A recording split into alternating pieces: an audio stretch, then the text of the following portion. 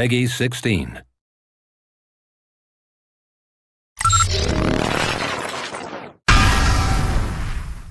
So for me, Ghost Recon Online is really about trying to capture what it feels like to be a Special Forces guy.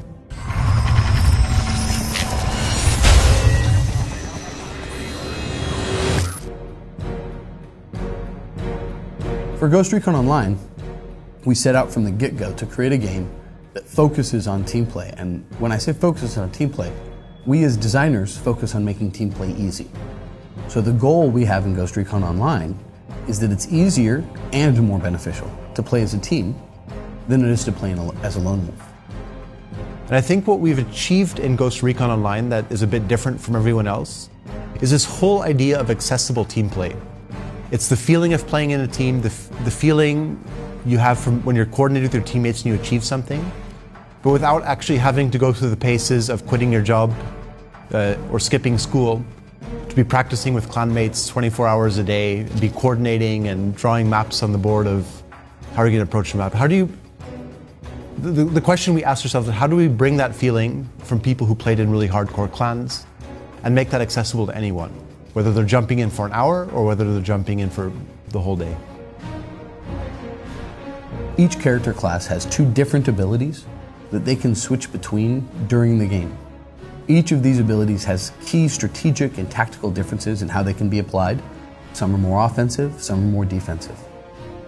By using these abilities, players can affect the outcome of the match at critical moments and help their teammates. Oftentimes, for example, the Assault character, one of his abilities is the Blitz Shield. He pulls this shield out, he runs, his exoskeleton powers up, and he runs very quickly with a great deal of force through enemy combatants, knocking them to the ground and temporarily disabling them.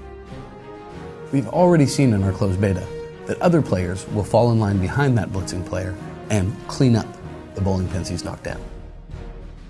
Now this is just one example, but it's how we try to craft our abilities and our key gameplay elements to encourage and make it easy for people to work together. And we've always had this idea in our head that we wanted to bring Ghost Recon back to its roots, which were originally on the PC platform, where even today, there's fan sites and forums of people who are still playing the original game. And with a free-to-play game, we really like the idea of being able to break down that barrier, where if I'm enjoying myself, an hour later, one of my friends can come join me with the same kind of easy entry flow that I had. And that makes free-to-play games very social by nature, and really removes a lot of the stress of where do I spend my hard-earned money, where do I break open the piggy bank.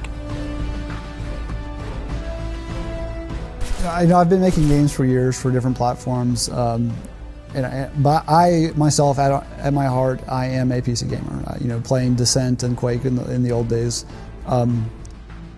For me, there's not a whole lot of things that need to be different between a console and a PC, but by approaching the development from a PC side, I really focus on responsiveness in the controls. So while a lot of people think of third-person shooters as clunky, but they look good, they sell this thing, we actually have a really good-looking third-person shooter that that is really fluid and responsive to your motion. So it actually plays a lot like a first-person shooter. Any PC gamer out there would tell you, the map is what makes that experience, right? And for me, as a game designer and also as a level designer, it is half of my gameplay. So we're not trying to create 10 different game modes for one map. Right now we're focused on one map, one game mode, one flow that really is good and supports that. And I think that's a pretty big differentiator for us from lots of other games out there. They'll tout 22 different game modes and they'll have 6 maps and you play, and none of them necessarily play well. So by us focusing on our map design with one game mode, it actually allows us to achieve the best possible flow and kind of team play that we can with that map design. From the quality of the controls, the quality of the assets, your characters in Ghost Recon Online, we want to build that high quality experience, an experience that doesn't feel like a free-to-play game, that just feels like a game. Because right now, in this day and age, that's what matters. The access to a game that's fun, that you enjoy.